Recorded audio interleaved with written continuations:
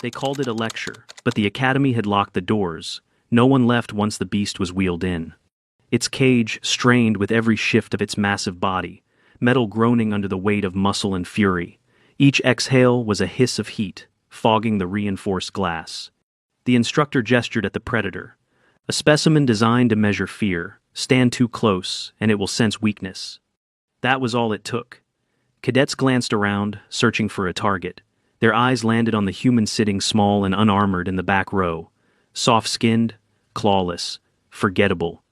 Snickers rippled through the hall. Weakness found, one cadet muttered. Another leaned forward, grinning with double rows of thin teeth. The beast will save us the trouble of watching him fail. Dozens of alien cadets, from half the sectors in the Mid-Orion Pact, turned to see if the human would flinch. He didn't.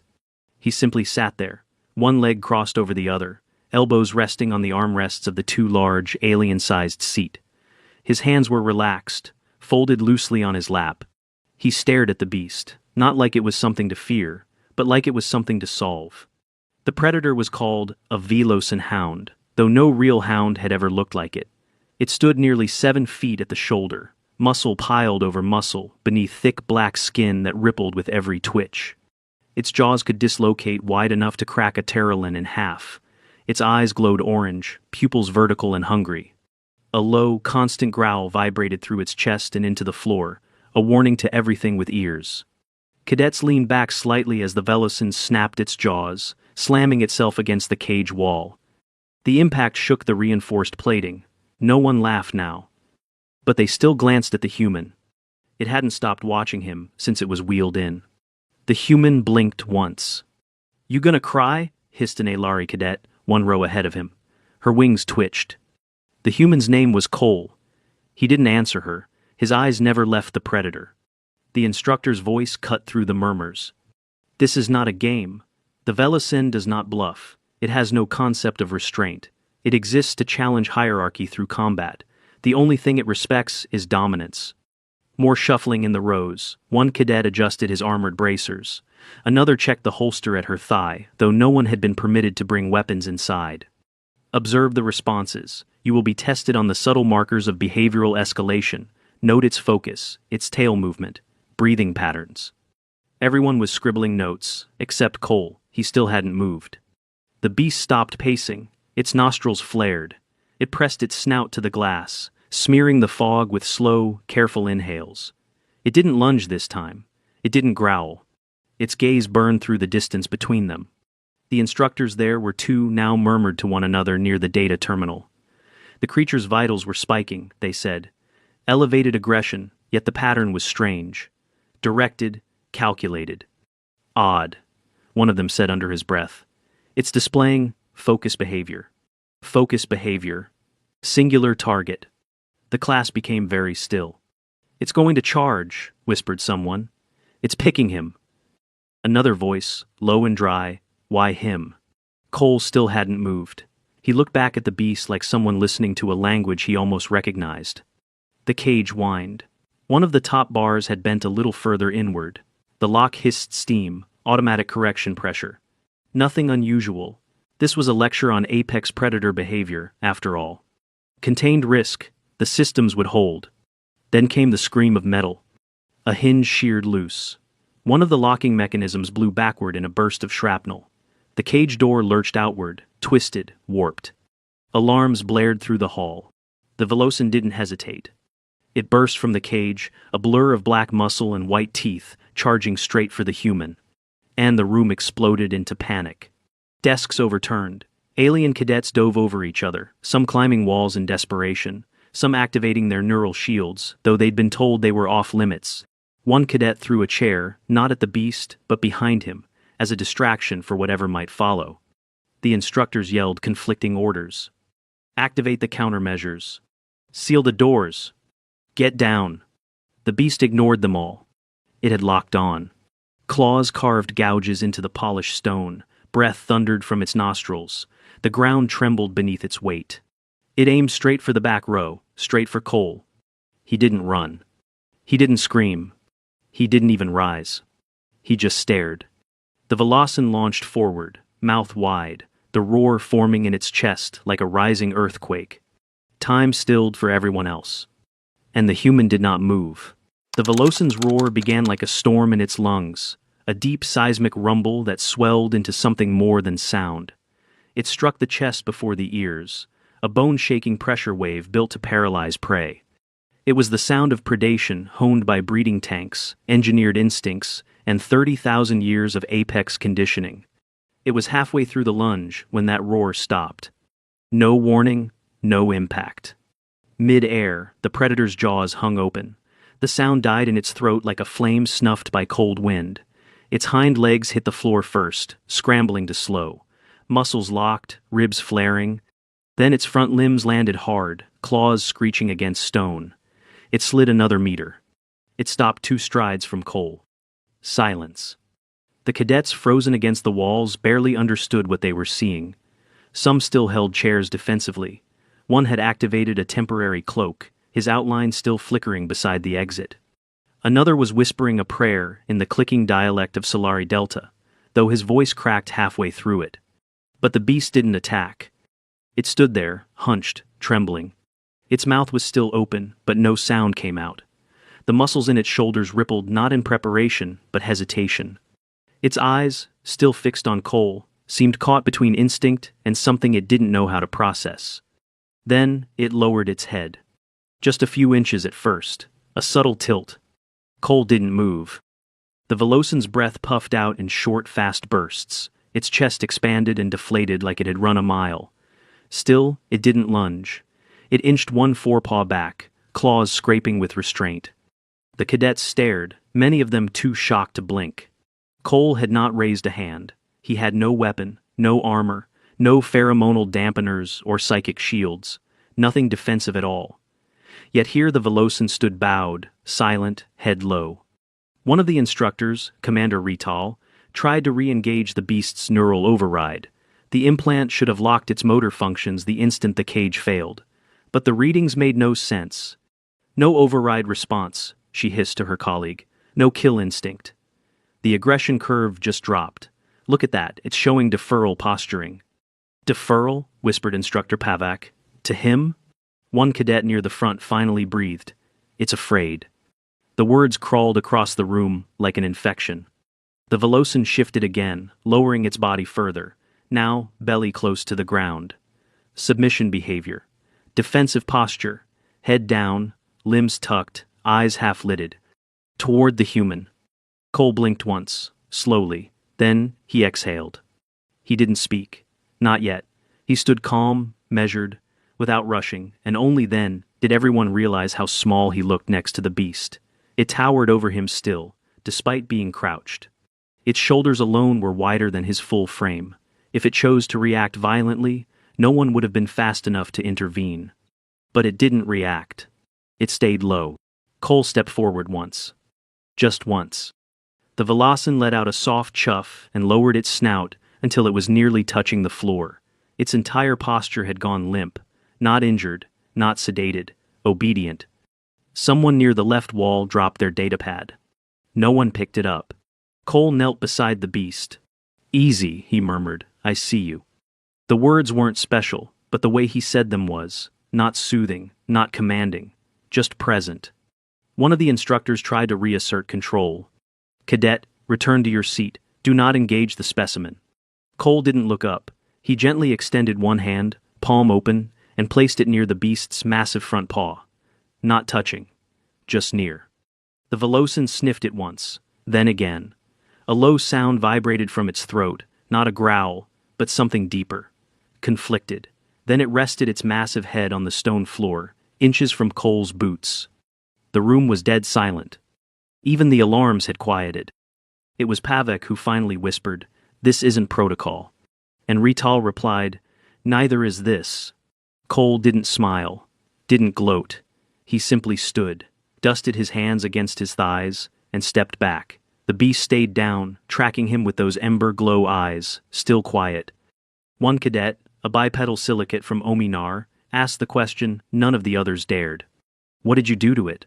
Cole looked at the Velocin, then at the cadets, and finally at the instructors. "It knows scars when it sees them," he said. He pulled up his sleeves. Not dramatically, just enough to show. Faded lines. Long, uneven, jagged burns crisscrossed his forearms, some half-healed, others old enough to have settled into permanent tissue damage. One, near the wrist, bore the pattern of a bite, something with molars, something big. Someone swore in Nixian. One of the instructors opened a medical overlay. The scars weren't cosmetic. The tissue damage reached deep. Verified. Not from training simulations. From experience. From surviving. A student near the front said, "No one survives a Velosan attack." Cole said nothing. No one laughed anymore.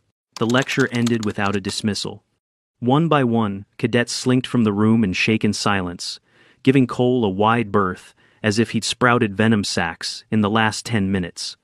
Even the Velosan, still lying calmly by the twisted remnants of its cage, watched them go, unmoving. Its breathing had slowed. The violence had drained from its limbs. The instructors were the last to move, calling for medtechs and containment units. But even the handlers who arrived 10 minutes later wore double-shielded suits and didn't approach until Cole had already left. He walked out unescorted. No fanfare, no one followed. Except the whispers. By mid-cycle, every terminal on campus had the clip blurry at first, pulled from a cadet's helmet feed, then stabilized and replayed in training forums, break rooms, even the faculty lounge. The silence when the Velosan stopped, the lowering of its head, the moment Cole stood without flinching. By next cycle, they weren't whispering anymore. They were speculating. Did he use a mental override? He's too soft-blooded for that. Human brains aren't psychically active. Then what the hell happened? No one knew. But someone sent a summons. It arrived in Cole's room at dusk, projected in red, marked by the Academy's administrative seal. Standard phrasing. Report to Medical Tier 4. Clearance Level 2 required. No delay authorized. Cole was already lacing his boots when the message finished loading. The medbay was buried 6 decks underground, where even the walls hummed differently, soundproofed, hardened against breach. He was greeted not by staff, but by a tall humanoid with mirrored implants instead of eyes. "Cole Adams," it said, not asked. "Yeah." "This way." The hallway narrowed the deeper they went. A second pair of guards joined, though they didn't speak. Their weapons weren't drawn but ready. Not aimed, but available. Cole didn't flinch. The room they entered wasn't white or sterile. It looked more like an observation chamber. Circular, with a retractable wall on one side and a live display overhead, showing a full biometric scan. "His stripped to the waist," said a voice from behind the glass. Cole obeyed. He'd known this was coming. The scanner bathed him in blue light. Readouts populated instantly. Organ condition, musculoskeletal integrity, nerve conduction speeds. Then deeper. Scar tissue mapping, cellular damage overlays, bone remodeling activity. The readout paused. "Explain the radial fracture remodeling," came the voice again. From a fall, ice-covered incline, 4 meters. Healed improperly. Why wasn't it corrected? Wasn't an option at the time. Silence. "Show the left side." Cole turned. The display shifted. 3 healed ribs, 2 of them bowed slightly inward. Scapular impact trauma. A previously collapsed lung. Vertebral stress compression from a vertical load. Everything scarred over. All healed without surgical intervention. "You were under sustained force trauma," the voice said slowly. "Repeated instances." "Yes." "From where?" "Off-record operation. Civilian evac under partial collapse conditions." "You were trapped." "For a while." "How long?" Cole's eyes didn't shift. "Long enough." Another silence. This one lasted longer. "You didn't report it." No one asked. The lights flickered as the scanner shut down. The guards didn't move. The wall slid back into place. A different figure entered, now a compact woman, with silver lining her temples and a badge above her chest that read, "Dr. Vera Malk." She didn't look like the rest. Her coat was folded at the sleeves, her hands ink-stained from annotation. "I reviewed your files," she said. "Guessing that's not standard." "Neither are you." She walked around him slowly, gaze flicking between his body and the projected scans. "These aren't ordinary injuries, Cadet Adams. Your humerus was rebroken mid-recovery and still shows compression near the distal head." The tendon scarring around your shoulders suggests high repetition load under stress. This isn't training. This is long-term field trauma without medvac. Cole didn't respond. She stopped in front of him. I ran your psych scan too. Your amygdala's baseline response is 10 points below human standard. Blunted, but not pathological. Suppressed startle reflex. You show delayed fear response, but not absence. So tell me something. He waited. That Velocin, how did you stop it? He considered her for a moment, then said, I didn't stop it. No? I just didn't run. She watched him closely. That doesn't explain the submission. I didn't need it to submit. Then, what did you need? I needed it to know I wasn't food. Vera exhaled. So you stared down a predator bred to kill because you knew your scars would communicate something?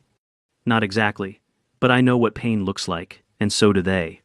She tapped her wrist pad. The readouts vanished. She motioned toward the guards. Escort Cadet Adams back to his quarters. Cole dressed without rush. The guards let him out again. No one spoke. As they reached the top level, one of the guards, a four-eyed Kesari, broke silence. What did it feel like? What? When it stopped? Cole considered. Like silence that wasn't supposed to be there. The Kesari nodded slowly. Then, just before parting, muttered, Respect. Cole didn't answer. Back in his room, he sat down on the edge of the bed and rolled his shoulders carefully. Old wounds ached with weather changes. His right arm, especially. The bone hadn't healed straight. He should have had it rebroken and pinned. Too late now. He lay back. Let the silence settle in again. He didn't notice the new tag in his file until the next morning. Under species designation, Earthborn. Status, handle with caution. They tried to keep him out of the next lesson. The official reason was routine medical observation, but Cole recognized a containment move when he saw one. 2 days after the incident, he was still confined to quarters, visited only by silent staff and a single hollow interview from the Dean of Xenobehavioral Protocol. Nothing changed in his expression during the interview. And that, apparently, was the problem.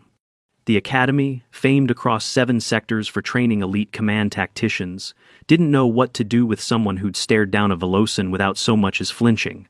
They couldn't file it away as a malfunction. The footage was too clear. The telemetry didn't lie. Every cadet in that room had recorded data that backed the impossible truth.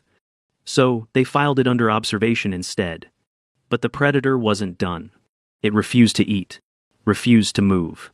It simply lay in the reinforced enclosure of the lower labs, eyes dull, muscles inert, head turned to the entrance.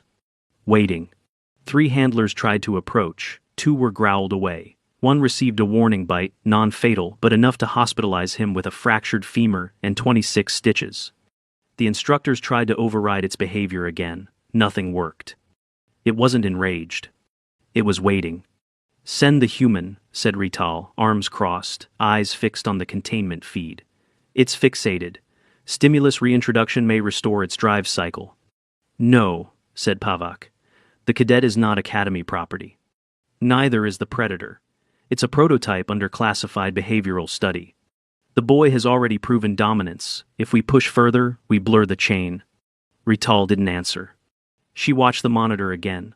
The beast hadn't moved in hours. Its breathing was shallow, rhythmic, compliant, passive. She tapped the console. Bring the cadet in. Controlled conditions. They didn't escort him this time. They simply opened his door and stood aside. Cole walked past the guards like someone heading to a meeting, not into the presence of something that could crush his skull with a flex of the jaw. But he wasn't calm, not in the way others thought.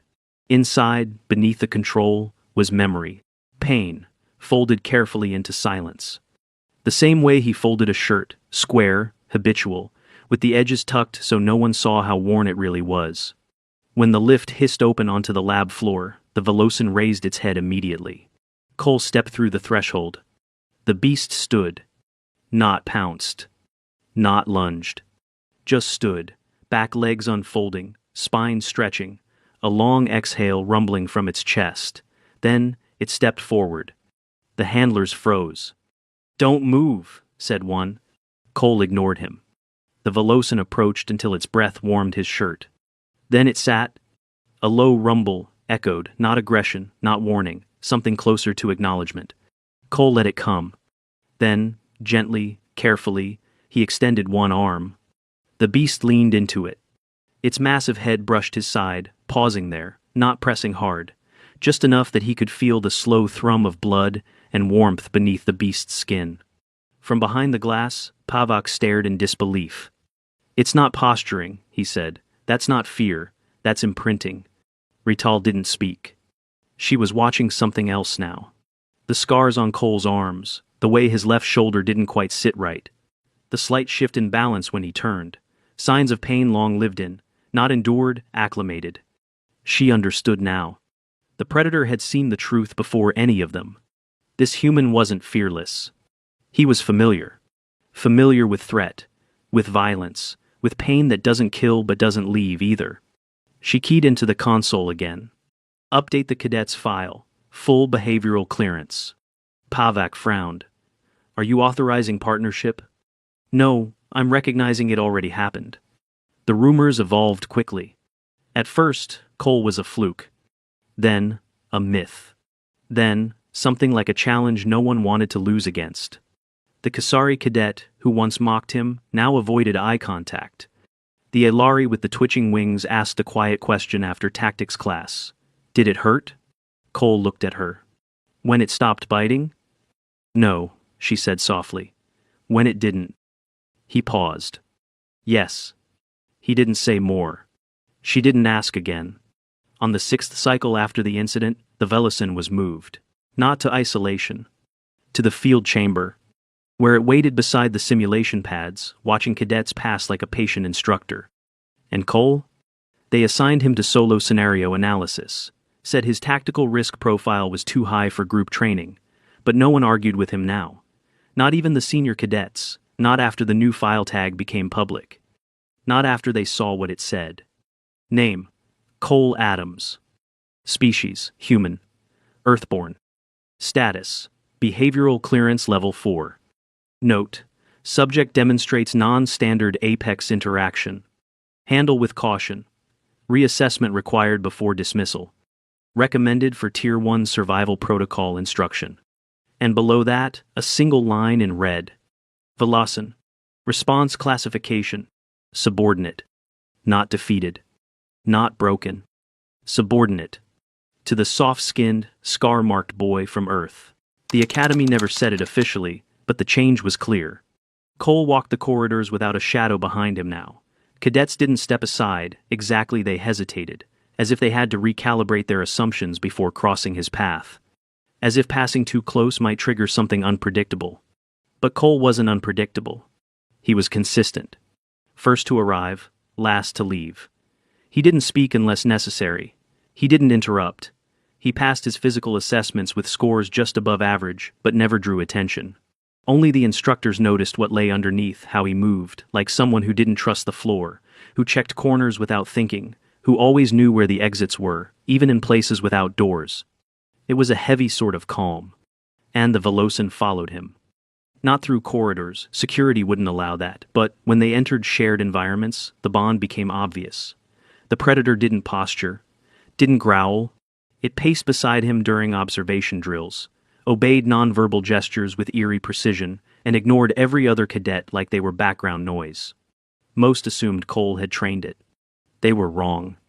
It was week 5 when the Academy tried to reassert control. The behavioral board sent a request dressed up as an invitation for Cole to attend a full protocol review. Not unusual. Every cadet faced reviews. Except this one came with a test. A control scenario, Rital explained when he arrived, to examine the limits of your interaction. Cole said nothing. Standard predator array. You'll be placed in the primary chamber with the Velosin present. Then we introduce a secondary threat. To observe behavioral shift. He blinked once. You're going to attack it? No, we're going to attack you. She let that hang in the air a moment. We want to see whether the Velosin remains passive, whether its loyalty is to you or to its own safety. The implications for non-verbal dominance cues could shift our understanding of predator psychology across species. Cole didn't flinch. What are the limits of the attack? No permanent injury. He nodded once. Okay. The chamber was cold. Steel floors, no scent, no echo. Designed that way to remove variables. Sterile environments helped isolate instinct. Cole stood at the center. No armor, no helmet, just academy fatigues and a tracker on his wrist. The Velosan entered without resistance. It trotted to him immediately, circled once, and settled at his side. Then came the test. From a side door, a synthetic biped entered combat frame, lightly armed, fast, unpredictable. It didn't walk in slowly, it charged. Straight for Cole. No sound, no warning. He didn't move. Didn't raise a hand. The Velosan stood. 2 steps, a roar like a tearing world, and it intercepted the attacker mid-run. The synthetic's frame shattered against the chamber wall, sparking as it skidded across steel. The Velosan returned to Cole's side and sat, silent, still, unshaken. From the observation deck, Rital stared at the feed. "Well," she murmured, "that answers that." But Pavak said nothing. He was watching Cole. Cole hadn't even looked at the attacker. He'd known the Velosan would stop it. Not because it was trained. Because it chose to. They called him to the dean's office the next morning. He walked in, saluted, waited. The Dean of Behavioral Combat Protocol was an insectoid species with no eyes and 6 arms, each of which tapped rhythmically at different terminals. "I've reviewed your file, Cadet Adams," it said. "Yes, sir." "Besis. Normally, your actions would be seen as dangerous, reckless even. Breeding submission through direct challenge can destabilize long-term behavior, but the evidence is difficult to dispute." Cole remained silent. The Dean's limbs stopped tapping. "We're not concerned about the Velosan anymore." A pause. "We're concerned about you." That made Cole lift his gaze. "Sir? You've displayed high tolerance to threat stimulus, non-standard fear responses, and psychological markers of sustained trauma that would disqualify most cadets from even entering this program. Yet you've passed every test. You've bonded with a species that fails most imprint protocols. You've done so without pharmacology, conditioning, or psychic interference. Which begs the question." Another pause. "Where did you learn it?" Cole didn't lie. "I didn't. I survived it." The Dean's body stilled. Then it nodded once. "That's what I suspected." Graduation came without ceremony. Cole was not top of his class. His name wasn't read first. He didn't give a speech. But when the cadets lined up for their final deployment orders, his was the only one delivered by hand. A sealed directive. Tier 1 survival protocol. It was the highest classification the Academy could offer. He tucked it into his jacket without looking at it. When the ceremony ended, he turned to leave, but found the Alari cadet standing nearby. The same one who'd asked if it hurt. "You're leaving," she said. "I am." She looked like she wanted to say more. But instead she just asked, "Will you remember us?" Cole considered. "No," he said gently. "Not unless I have to." She didn't take offense. They both understood what that meant. He boarded the transport later that night. The Velosan was already inside. Its eyes found his immediately. And for the first time, Cole smiled. Not wide, not bright, but real. He stepped inside. The door sealed behind them. And somewhere far behind him, deep in the Academy's central databanks, a record updated one last time. Subject: Cole Adams. Status: graduated, Tier 1 clearance. Psychological profile: unstable under standard metrics. Stable under extreme duress. Velosan bond, confirmed. Behavioral risk, noted. Advisory: if encountered in the field, do not provoke, do not underestimate, do not assume prey. And below, in unchangeable red: Earthborn, handle with caution.